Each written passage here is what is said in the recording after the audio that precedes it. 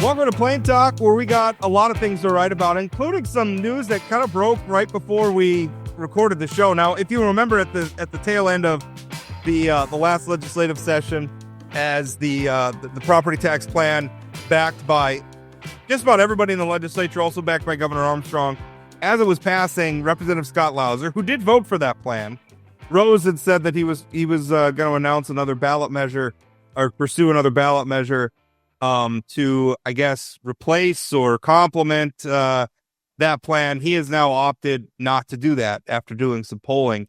And so maybe that's our first question for our guest, Governor Kelly Armstrong. Is that good news to you that we're not going to see, I guess, a ballot measure, at least not from Representative Lauser? Well, yeah, I mean, I think so. I think we should give an opportunity to let this property tax plan work. I think we should get an opportunity to come back and increase the value next year for primary or next session for primary residences. But I also think it shows the reality of, sometimes the difference between the legislative session and the general public.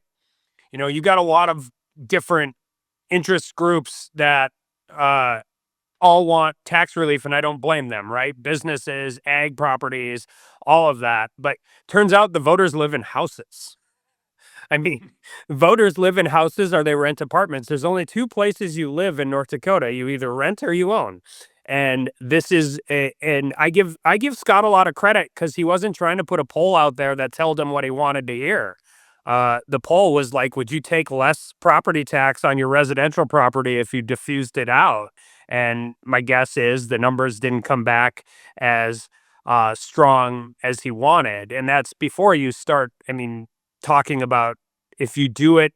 My problem with broad-based tax relief with the legacy fund earnings as a whole is there's no way to ensure that it only goes to North Dakota residents. That doesn't mean you can't do ag property tax relief in a different way. It doesn't mean you can't do business property tax in a different way. But when you're utilizing the legacy fund earnings, I think it should go to North Dakota citizens. And I can tell you from campaigning for a year, Rob, people wanted relief on their house. That's what they wanted. I mean, I support tax relief. I think everybody who considers themselves a Republican and a conservative supports lower taxes. But where the fight was on primary residences. And I think the legislature did a great job of really getting in the door in that in a meaningful way. So, Kelly, you were the subject of a little conversation this weekend at the North Dakota GOP headquarters.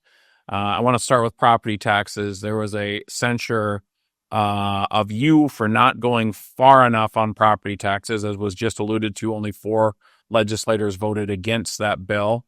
You had some pretty pointed comments to Mr. Port about your feelings on that, but in all seriousness, this is probably the biggest tax cut package ever passed in the state of North Dakota, and it wasn't enough for the state Republican Party. Can you just talk about specifically on the property tax piece? That's shocking to me. About what do you think about that? I think this is a trend that has happened nationally. I've watched it. I did this job. I did the state party job for 3 years, but I think you are starting to see party officials being a little out of step with North Dakota voters. And I mean, we only know what we know, right? So everybody involved in this, I've had the benefit of, being in Congress for 6 years. And with the exception of Wisconsin, which is unique, it's the birthplace of the Republican Party. They have a pretty strong infrastructure. North Dakota is actually kind of one of the last states to go through this. I don't know what you would call it, friction, but 3 out of 4 houses qualify, Chad. 1 out of 3 will pay no property taxes in the next biennium. And we put 3% cap on property tax budgets, which means if we allow that legacy fund to grow over time, the growth will outpace the increase from local political subs. I said when I started, I needed it to be as much as we could do that was responsible and durable, and it needed reform. We got that. And I think we saw Measure 4, and Measure 4 really brought to light a lot of different frustrations with property taxes, but it also lost by a pretty significant margin on the ballot. And so, yeah, I guess go ahead if you want to censure me for passing what I think is the cornerstone of what I campaigned on. what I spent the first 5 minutes of my State of the State on, what the legislature delivered by the end of the session, almost to the dollar, right? Like they actually increased the primary residential credit. I'm pretty comfortable I'm on the right side of this argument. We're first of all, just a quick note. We're all using the term censure to talk about these two votes that the state party took. I know that some people have pushed back and said, including the Republican National Committeeman Steve Nagel, saying that what was passed wasn't a censure. Now I'm using the dictionary definition of the word, which is that it's an official expression of disapproval, and that's literally what this was. So we're going to in every political fight, the adversary to whatever you're doing gets a say, and the adversary in this case is me. It was a censure. Yeah. Well, I agree with that, and the thing too is, if you're going to do something like this, have the courage of your convictions and call it what it is. Also, another side note: they're all for accountability. There was a request to have a roll call vote, which got defeated. Yeah. Like, well, that as well. I mean, great, good for you guys. They didn't want to be on the record, which was unfortunate. The other censure that was passed was over Senate Bill 2307, which again, there's another food fight over nomenclature there. I call it a book ban bill. Others don't, but it would have. Well, the actual language of the resolution didn't actually apply to the bill. So not only is it censure of the bill I vetoed, but it actually didn't address the bill I vetoed. So. Well, they censured you. That second one, speak to that one a little bit. I mean, it was the property tax, and then it was the book issue. What's your reaction? Yeah, I mean, my reaction is the same thing I told you. I don't care. But I would say, if you want to have a fight about the platform, what's the first tenet of the Republican platform? Limited government. Whatever the opposite of limited government is what that bill was. It created a process in the Century Code that doesn't exist anywhere else in government. You would have had a complainant about a book that is guaranteed more. By the way, that person doesn't have to be a North Dakota citizen. It can be anybody that has more access to government than we have anywhere else in the Century Code. So they can go to wherever other part of the platform that they want to say that they think it didn't apply to. I'll just start with the first one. There's nothing in that bill that supported limited government. It was a massive expansion of government. So, Kelly, you are the former state party chair, right? I mean, that you're a party guy. One of the quotes that I thought was more fascinating than the "I don't care" quote was "If the party does as much to try to defeat me as they've done to help me since 2018, I think I'll be just fine." What does this relationship look like moving forward? Because I think parties have generally gotten weaker over the last 10 years. The North Dakota GOP, I think, has certainly gotten weaker. But what is your relationship with the state GOP moving forward? Do you go to the state convention? Do you donate to the state party? I mean, all those you are the leader of the party, no matter what they say. You're the governor of the state of North Dakota. Yep. I mean, we're gonna set up. I mean, we're gonna continue to do what we do. I think one of the things we've proven is we're pretty good at winning elections, pretty good at running campaign infrastructure. We're gonna do what we do as the governor. We're gonna support people that we think are solid conservatives that represent their district and move forward. But I will tell you, more so than all of this stuff, this is the frustration I have, because everybody. I think sometimes we forget, when I was the state party chair and Roz was the executive director, we didn't have a candidate against Heidi for a very long time, right? We didn't have a candidate. And we were engaging in the politics of, trying to make sure that North Dakota Republicans were in the best position possible to beat Senator Heitkamp when she was on the ballot. And we were doing that, and we were raising money to go out there and make a case for why we should not elect Senator Heitkamp and why it was time for her to be done. By the way, this isn't personal. I consider Heidi a friend. This is politics. And that's my frustration. We don't do that anymore. And, I got endorsed at the state convention, and the next 3 executive committee meetings after that endorsement, when I was in a contested primary, were about whether or not to accept the resolutions at the state convention. That's what, there was nobody on the exec committee saying, okay, we have a contested candidate. By the way, you could say that for Alex Balaz. You can say that for I The can't remember. DPI guy. Yeah, like you could say that for all of those. Those were all contested primaries. The state part, if you are doing an endorsing convention and you are endorsing a candidate and they are in a contested primary, isn't your job to help them win the primary? And that's just not where the focus of the state party is. They want to legislate from the party operation. And by the way, I never tried to do that as the state party chair. I didn't think that was our role. I got elected with, Matt Simon got elected with 24 votes. 24 votes. And I hope he does great. I hope he brings unity. Like, I wish, as somebody who knows how hard that job is, I really do. But if they are trying to effectuate policy, they should run for the legislature. What they should do is set up an infrastructure. By the way, the other answer with the party is it's a political body by nature. And if you go to the last election cycle, and it's not ideological, the endorsing conventions didn't matter for anyone. Nobody. District 14, District in Bismarck, Clare Quarry up in Grand Forks, state party convention. Like, if there are no political consequences, then you have no political stroke. It's a political organization by nature. And until they figure that out, their problem isn't me. Their problem is there are no consequences. There are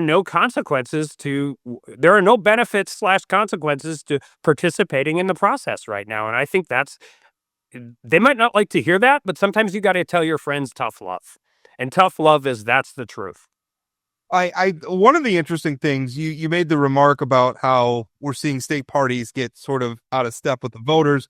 And then you're also talking about them sort of viewing themselves as elected officials. And to me, there's always a bright line. Like, when you're elected to a public office, your job is to represent the constituency that office represents, the legislative district, the city, a county, in your state, in your case, the state of North Dakota. And that's who you're serving. Now, you're a member of a party, and political parties, I think, serve a role and are important for some reasons. But we're seeing this trend where party officials, district chairs, state chairmen are considering themselves almost elected officials. And that just baffles me, because they're elected in very, very small meetings that are very sparsely attended. The 47 or I guess 46 district chairs that were seated on the state committee represented votes of maybe 5,000 people, if we're being generous, statewide. That's a small town. So I guess maybe speak to that a little bit. Is how do you deal with a political party that seems to think that a district chair who got maybe 12 votes at a local convention can now tell their lawmakers who got a couple of thousand votes on the legislative race how to govern? I just view it this way. I'm a North Dakotan first, I'm the governor second, and a Republican third. And all of those things matter, right? Like, I'm going to campaign on lowering taxes. I'm going to campaign on lowering regulation. I'm going to campaign on being pro-life. I'm going to campaign on being pro-Second Amendment. I'm going to campaign on the same things that I have campaigned on and that I've truly believed long before I was ever involved in politics. But I think, and this isn't equal across the board. And this is where, like, Republicans' version of local control matters too. But there are districts that do everything they can to exclude new membership and to try and control the process. And there's a concerted effort to do that. And that is not a long-term political success. Whenever I grab a group of high school juniors or seniors and I get them to come into my office, one of the first pieces of advice I give them, and I think this is really good advice for elected officials as well, don't surround yourself with 10 people who agree with you all the time. It is a bad way to run any organization. It's a bad way to run the governor's office. It's a bad way to run a business. It's a bad way to run a district.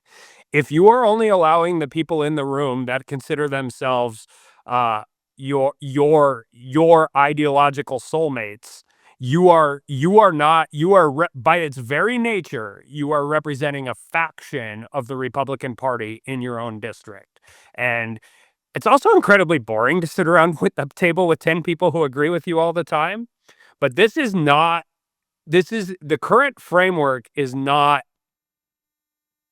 I mean, if you want to unite all Republicans, that means all Republicans, and that means Republicans who can win in a purple district in Fargo, or a swing district in Michigan, by the way, or a swing district in Nebraska.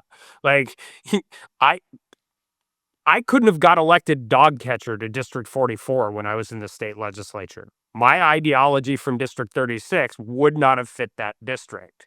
And until you recognize the realities of that, then you're not growing the party, you're not expanding the base. And if your goal is to make 220 procedural objections on a Wednesday night to make the meeting as long as cranky as possible, you are going to lose people who have babysitters at home, who have to go to work the next day. If you're counting ballots for an endorsing commission after midnight on a weeknight, you're doing it wrong. You're doing it wrong. Representatives Satcham, Weiss, Carls were all in the North Dakota Monitor article, sort of basically saying the state party hates us. They hate the lawmakers. I mean, part of me has some level of sympathy for them, but part of me is like, well, you all have created this beast as well to a certain extent by embracing it for political sort of thing. Like, is there a path forward for elected officials in the state GOP, or do you just have to go through this process or ignore the state GOP? I mean, are you going to the next state convention? I'm not up at the next state convention. But are you going to attend? There's a long time before now and the next state convention. Like I mean, I'm not going to make assumptions that today about any of that. But I mean, I will be honest with you. I can't guarantee you I will. I mean, if they want to censure me 3 or 4 more times over the course of me being the governor, I mean, I'm pretty good at reading tea leaves. Like, there are different ways to do some of this stuff. And I mean, it's incumbent. I mean, I have a relationship with Republican voters. I have a responsibility to North Dakota voters, and as a governor, I have a responsibility to every single human who lives in this state, and every single business who does business in this state. As the Republican governor who is running under the Republican banner, I have a responsibility to Republican voters when I run for office. And if I think that the voters and the party are not in the same place, then I mean, one of the problems I think you're running into in this is one, this was always, we hate the smoke-filled back room, right? That was always the argument forever. That's not really true. What they want to do is control the smoke-filled back room. Yeah, they want to be the ones filling those seats. They want different participants in the room. But I think it's a really tough position to say, and it's a really tough politically position to say, is I want a very small group of people to determine who is the next governor of North Dakota. Whereas my response is, I'm going to let Republican voters determine who the next governor in North Dakota is. Like, I mean, it's politically untenable. And so and like I said, this isn't new. This isn't unique. This goes on everywhere. But a functioning party that holds their members, their districts accountable and dealing with some of those things is great. When you start getting into micro niche policy issues, you are infringing on what I think is where the party ends up. But more importantly, I don't think they spend near enough time talking about how to win elections, which is what people rely on the party for. And if they're not going to support you because you don't align with the platform, that's fine. If there was support that existed beforehand, it's a lot harder to look at a candidate and say, if you don't do this, we won't help you. When the response is, okay. Like, okay. Yeah, I think that's really problematic. Do you, Chad said, essentially you're the top elected Republican in the state of North Dakota. You're the governor. And so I guess, do you feel like you have a role in maybe reforming? I mean, from the outside looking in, I'm looking at some of these rules processes. I think we're talking about where they're designed to lock people out of a room. Sometimes we're playing hide the football with the rules, where people can't even find out what if they're interested in running for a different position of the legislature, they can't find the rules. Do you think there's a role? And we saw during this last legislative session where there were a couple of bills, aimed at sort of the nomination / primary process. I don't think either was particularly a good bill. One was from Representative Ben Koppelman, the other from Representative Mike Nathy. I'm not sure either would have fixed the problem. But do you think, I mean, do you have a role in trying to fix some of this and create a process that's maybe fair and brings the party back into line Yeah, with? so I would argue a little bit. Yes, I mean, I have a role. I mean, I have a role to help effectuate Republican and conservative policy. Like, and that is from an official side, that is from a campaign side. And I'll just tell you how I view it. There's 24 hours in a day. I have a finite amount of time. I will do the things that I think have the most impact to do those things. So if that means I don't want to reform the party for nostalgia's sake. Like, how we campaign, how we spend money, how we recruit, how you do this is very different in 2025 than it was in 1993. And if we can effectuate a change in which we get to that point and move forward, and the party is the best avenue to do those things, then yes, we should do that.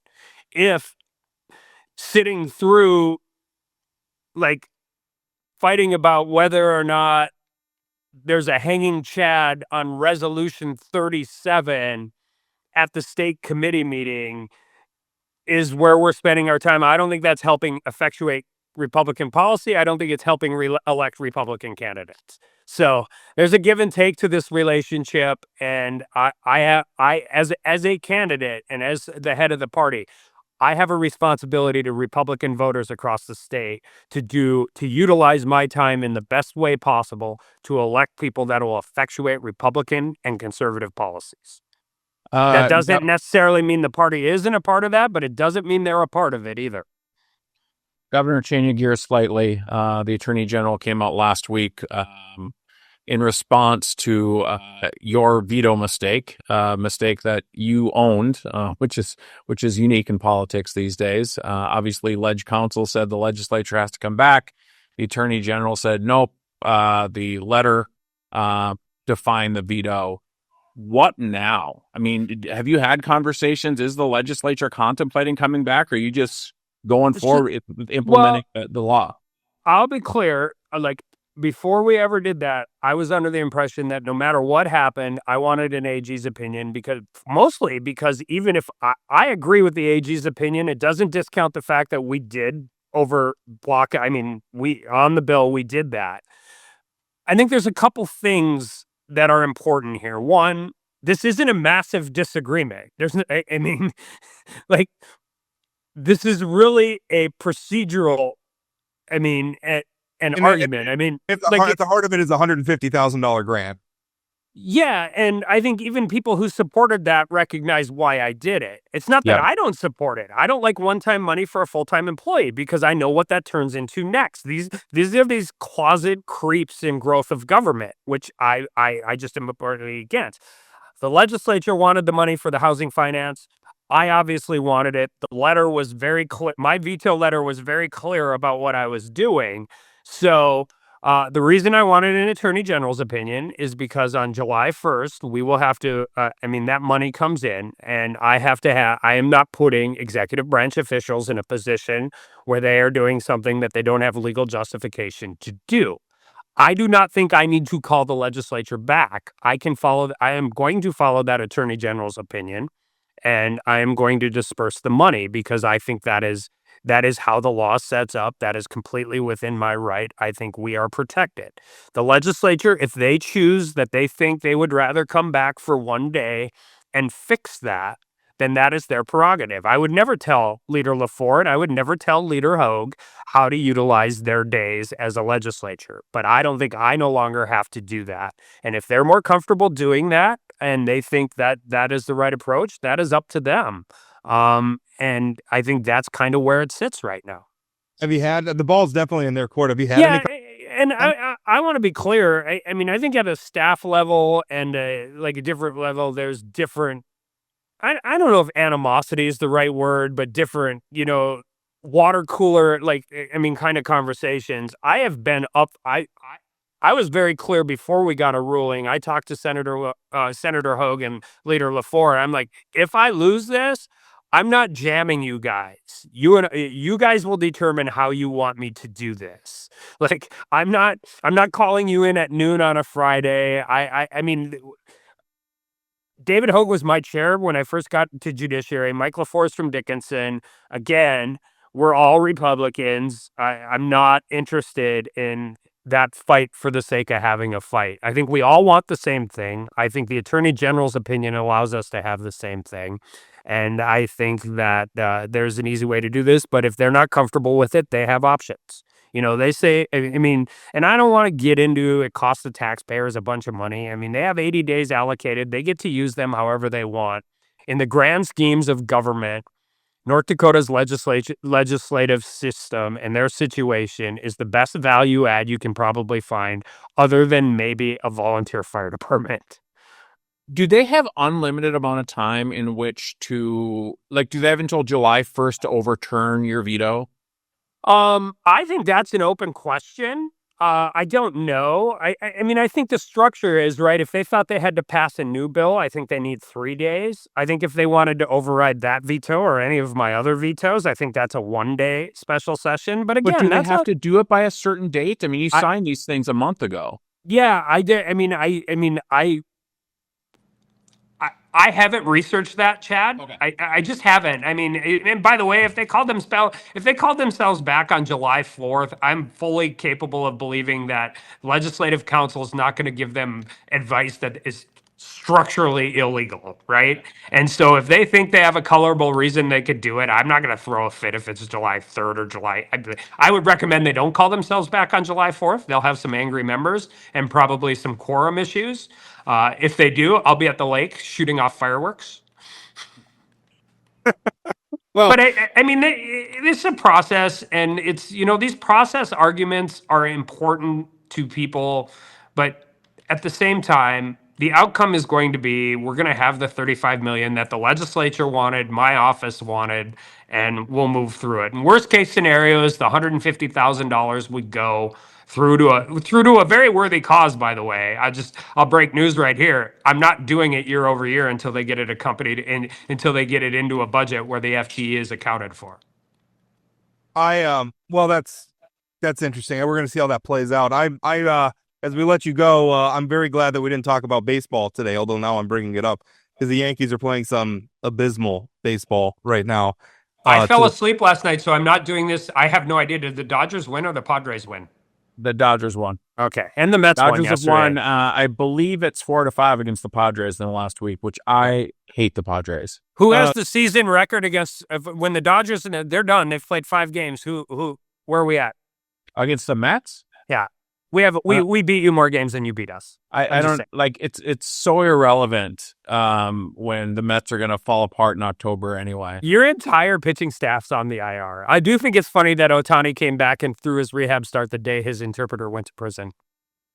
Oh, wow. Yeah, I mean, again, I'm going to, I've told both of you separately and together, I believe you're better than these Ohtani jokes. Governor, I've told you that I believe in the judicial system, and I don't know why you don't. What was my response? Do you believe the judicial system's exceptionally good at holding rich, powerful people accountable? I don't like you putting me on the spot. It's my job to put you on the spot.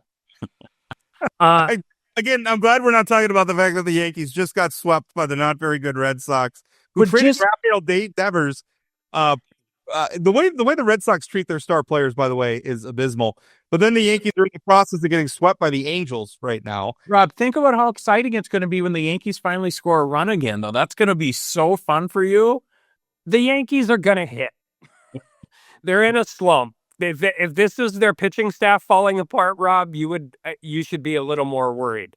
The Mookie Betts trade for the Red Sox is really what's, I think, pinging this Devers trade, because as somebody who watches a team that really likes each other and that actually, that has like chemistry, I think that is I think he was, you can read whatever you want. I've read the same thing you guys have read, but I think we forget that part in free agency and high price talent, but 162 games is a grind. And if you have a really good team that likes each other, you are in a better chance of winning a World Series than you have a really talented team that hates to be in the same room. Go look at the Nomar trade in 04. I mean, they had to get rid of it. I feel like that's advice the North Dakota Republican Party could heed right now. But we're gonna. And I think it's advice that maybe the Mets should have listened to before they signed Juan Soto. But anyway, next. All right. Juan Soto and Francisco Lindor, and they're gonna get along great. He's coming into it. Yeah. Well, we're gonna end the interview there before it gets any deeper in here. Thank you so much, Kelly. I appreciate it. Thanks, guys.